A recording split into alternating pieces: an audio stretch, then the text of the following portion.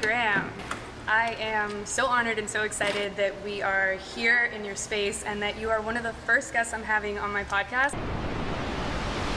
We get to get on the mat in a moment and just have a conversation about life, career, and what yoga has done for you. You're getting ready to enter your 11th season. 12th. Right? 12th. Yeah. Ooh, 12th season. Oh yeah. Yeah, no, that's amazing. I was thinking back and I had to do a little bit of research because I'm always inspired by what you've been able to accomplish in your career. And I went back. You've played 169 games. Wow. You've scored 82 touchdowns. You've been in the Pro Bowl 5 times. You made first team All-Pro in 2013 when you were with the Saints, right? That year you also held the lead for most reception touchdowns, which I think was 16. Yeah, 16. Which is amazing. Yeah, it was a pretty good year. It was a good year. And then last year you were nominated for the Walter Payton Man of the Year Award, which I know was a really big deal for you because of the work that you've done and how involved you've been in the community almost from the beginning of your career. Yeah.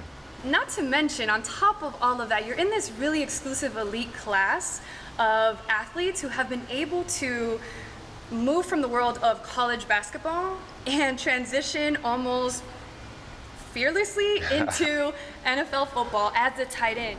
It's been amazing watching you develop over the last couple of years. Yeah, so I wanted to start off by saying that. Having been born and raised, grown up in Miami, you did some pretty cool stuff at the University of Miami. Yeah. So I got really excited to work with you, but tell me a little bit about how that was on your end. What's the reason why you decided to seek out yoga? When was the first time you began practicing yoga, and why was it important for you? Yeah, well, originally playing college basketball and making that transition, some of the biggest things and the biggest differences are the workouts are completely different. Most of it, you're just building mass and power and strength. That's most of the offseason, and speed, a lot of speed work. Then with basketball, you're working on a lot of skill sets, right hand. It's more of a all off season is more skill-based activities, and with football, you are lifting heavier, running as fast as you can, trying to get faster, stronger, bigger at all times. So really what I had going on was I started getting pretty rigid in some joint areas. I had a big SI joint issue, which is my back, and I was playing Dallas, and there's a ball on the sideline. I went up to catch it, and I landed square flat on my back and tried to crawl away. I mean, it was brutal. Basically, ever since then, I really had issues with my SI, had issues with my hips, and then stuff started transitioning. Because I was just, at the time when I was in New Orleans, I was 280 pounds. I was big as a tree, and I was huge, and so I was just getting more, just kind of rigid, and I was afraid to start having mass injuries. So really, I was looking for mobility, more mobility, and because I know with mobility also comes power. So that was really the transition of, okay, I need to start working on my body and start doing more than what I'm doing. Which I was doing the deep tissue, and I was doing the prehab, and I was doing mainly lifting like a maniac. That was kind of my idea. It was like, all right, well, I'll just be. That's what guys were doing back then. Yeah, 315 pounds, box step-ups, single-legged step-ups. That was the average day, and it was just. A lot of weight. It's a lot of weight, and so.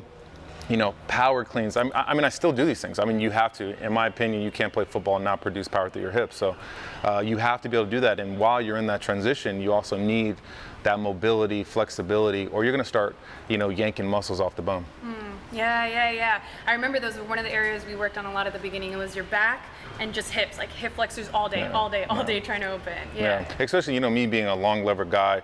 Back then I was blocking zero basically, and so most of what I was doing was running routes. I was running a lot of deep routes. I was all over the place, and for me to do that and to get out of my three-point stance, I was having to just open up hips like crazy and these massive movements. And being 280, it causes just a lot of hip issues. Yeah.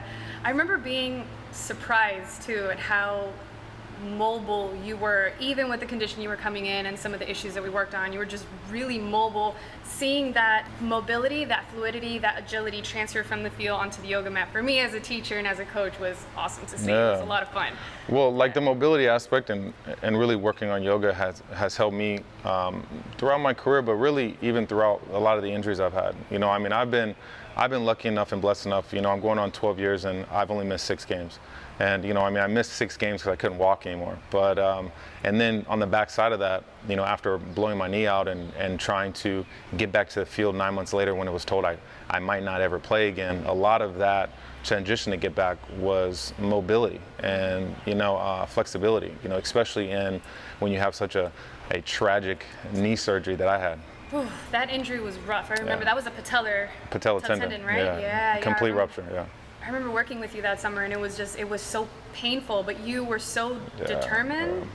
Your drive and determination throughout your entire career has been, it shows. It's why you're still playing. You're still on the field. Yeah, I don't think people realize just kind of how rough that injury was. It took me, I was on crutches for 12 weeks, and then it took me 6 months to learn how to re-walk again, and then 7 months to jog, 8 months to run, and then at 9 months I was in pads in a game. So, it was a lot of pain and a lot of issues, but was able to make the Pro Bowl that year and the year after, which is pretty incredible. Just kind of testament to really the people helping me out. To yourself and to the trainers that work for the Seahawks. David Strickland in particular really helped me out quite a bit. Yeah, that's amazing. I know one of the things I would always ask you, what does the rest of the team say? What are we doing? What are we working on cohesively, collectively, in order to get your body back into shape so that we're all on the same page? Oh, yeah. Yeah, that's really important. What advice would you give a young player who's either in high school or entering college now, or maybe even about to enter into the pros? What advice can you give them in terms of prioritizing mobility and flexibility and into their training program? Because a lot of guys, they're coming out of high school and even some college programs, and they're not really prioritizing this. That's what I'm finding. What can you kind of? Yeah, I think every sport, it doesn't matter if you're at the collegiate level, high school level, or you're a professional athlete like myself. A lot of injuries can be mitigated or not as serious when you do have that mobility, flexibility aspect. That's one thing I think that's kept me healthy is how mobile my joints are and just how I've really worked on that. And I don't think it really matters what sport you play. It plays a big factor. And there's always a lot of guys who they want to jump higher, run faster. Well, yeah, you have to, power lift to do those things and Olympic lift, in my opinion, a lot of speed work, but you got to do a lot of flexibility and mobility stuff. A lot of that speed comes from, the ability to have a longer stride, to be able to open up your stride. And then obviously, how many times that your feet are contacting that ground. And, I try to tell guys, a lot of that, when you're rigid like that, and you're so tight, you're not going to be able to open up, and you're not going to be able to have that stride length that you need to be able to run that fast. You don't have the range of motion to be able to open up Exactly.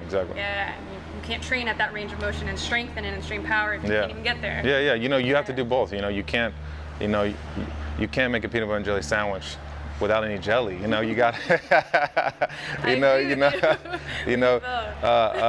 there's it's like I tell guys, it's like making a sandwich as far as or it's like making a meal whenever you are preparing your body for some type of extreme athletic event. It's you can't just supremely focus on one thing. You have to have a very round diet when it comes to strength, mobility, when it comes to prehab, when it comes to body work. I can't even think about how much money I've spent on my body over the last 11 years, but surely have cut enough checks to. It's paid off though. Yeah, it certainly has. Obviously I'm going to year 12, and it's a testament to, I think the sacrifice. People don't realize, to play and to make every dream you've ever had become reality, you have to have immense sacrifices. And when everybody else on that Saturday is out at the beach down here in Miami, you've got to be on some mat, working on flexibility, or or you got to be in some sauna, or you got to be with a PT, or you got to be doing dry needling. All these things are just just a part of my life now. But originally, obviously, I was young, and it was a major sacrifice. I'd rather be sitting on the beach. But I'm glad I was wise enough at that young age to make those decisions, and because it's paying off for me now. Yeah, I love being able to have these conversations with athletes like yourself, because athletes like yourself were not having these conversations 10 years ago. Yeah. And they weren't speaking about it publicly, and they just weren't doing it. So it's really nice to be able to have role models like yourself really advocate for the importance of mobility and how healthy it can keep you, injury-free it can keep you, and the longevity of your career that it can really expose you to. Most definitely. I want to talk a little bit about flying, because we are in one of your hangars here, which is amazing. We're in a moment going to get up in this baby, which I'm really excited to get to. But you have had, from the moment I met you, this passion for flying. I remember the first summer we worked together, you were busy. It was like you were coming from one test to another. You were studying, you were reading books, you were here, and every summer I meet you, there's something, some other accolade you've attained when it comes to flying. Tell me a little bit about that passion, where that stemmed from, and why that's so important for you. You know, it's always been something I've always wanted to do my entire life. I remember being obsessed with airplanes when I was a kid. I grew up on a couple military bases, so there was always planes buzzing around and flying around. And I went to a bunch of air shows as a young kid on military bases, you know, where they're dropping parachuters out the back of planes. And I was always very enamored with that. You know, obviously the movie Top Gun was a really big influence on me. But it's been, for me, a way to get away from the game and a way to get away from kind of the circus that can come along with being a professional athlete. You know, there's a lot of distractions, and for me, after my first off season, it's the first time I had a little bit of time off and a little bit of money. And most guys that go on vacation, they go enjoy their life, they go and experience you know, Mykonos or something. But for me, I went right into flight school. You know, I thought, and I told a bunch of guys I was working out with, you know, hey, I can't go out, I haven't earned it yet. You know, in my opinion, I hadn't earned the ability to go out like that and the ability to have fun like that, because I hadn't done anything in the NFL. You know, I hadn't earned a real paycheck. I hadn't broken any records. I hadn't won a Super Bowl. So for me, I was supremely focused on that. And really flying helped me to stay focused, because, you know, 1 or 2 days after the season's over, I'm in flight school usually, or, you know, I'm flight testing, or, you know, I'm in another sim course, or so for me, it's kept my mind busy. But also, when I'm up in the air, it takes supreme focus. It takes supreme discipline. You know, it's like a pregame as far as a pre-flight. It's very similar, except up here, I'm not getting yelled at coaches. You know, I don't have fans. A little more pleasant. Yeah. You know, there's no analyst telling me who I am or who I'm not. Right. You know, it's truly myself in the aircraft and whoever's on board with me, enjoying this beautiful experience, you know, to be able to be up in the air at hundreds or thousands of feet and see the world from a different perspective, truly, especially Miami. You know, Miami down here is an absolutely beautiful place to fly. You know, this past year having the ability to fly in Chicago was ridiculous. You know, just, you know, I mean, the city, just like Miami's right on the water. And the water there is crystal clear blue, even though it's not the ocean. You know, it's a big lake, and, you know, it was truly special. So looking forward to going back, and you know, hopefully the city isn't shut down, and, you know, I can land on some spots downtown and figure out somebody's backyard. Seaplane up there?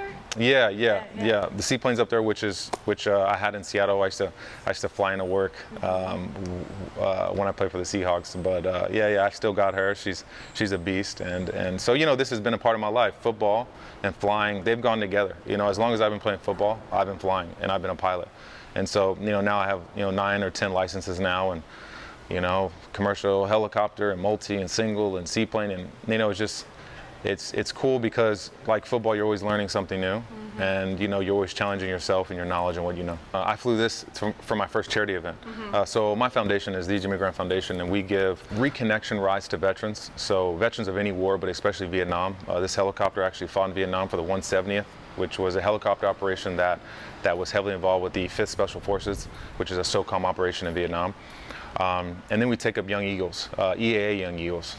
It's a program that EAA put together, which is aviation's biggest not-for-profit that gives so much back to the community and to the kids and to our veterans. But it's an organization that they put together, and it's a bunch of pilots who give their time in their aircraft to expose kids between the ages of 8 and 17 to aviation. And our foundation really also looks to really focus on underprivileged kids, you know, to expose them to the aerospace technology industry and the job opportunities that there are there. You know, I was a kid who was exposed to it at a very young age. You know, I never got my hands on it, but it changed the trajectory of my life. Can you imagine what it would do to, some of these kids who've never been in an aircraft, never experienced it, and have never been around one, and now you have the ability to, tell them about what it is to be a mechanic, an engineer, a pilot. There's so many opportunities in the aerospace technology industry, and I like to expose young kids to that, because until you're shown a dream, you don't know how big you can dream. So I show them my dream and the dream that I'm living, and, hopefully one or two kids follow along. You're right, you hit it right on the head. You have no idea what is possible until you are exposed to a possibility. Yeah. So being able to share your story and being able to provide the rides that you do and the involvement that you have in the community with these foundations, yours and EAA, it's really inspired me. Well, especially me, when I have some of these kids, some of them, some kids that I've flown and that I've worked with, have, similar childhoods like I had, very rough and very in between, and, not a lot of stability. And, I show them, hey, I was there, and also I'm a dumb jock. If I can do it, you can do it. I catch a leather ball for a living. Not so dumb considering what you do. No. I also explain to them, there's other industries that are forever changing. For the most part, once you understand the physics around a helicopter or an aircraft or aerobatics or a seaplane, those things never change. Those are constant. Those are laws. Those are not theories. And so, it's not something you have to relearn. Once you learn it, it's forever there. Even mechanic work, a lot of kids don't realize, it doesn't matter if one day robots fly planes. Mm-hmm. You're gonna need human beings to fix those planes. Yep. It doesn't matter if pilots aren't, flying the SpaceX rockets.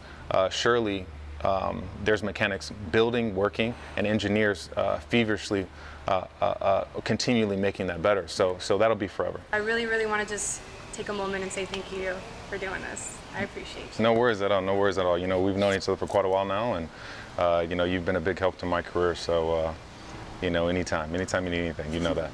Let's go. Yeah, let's do it. Thank you.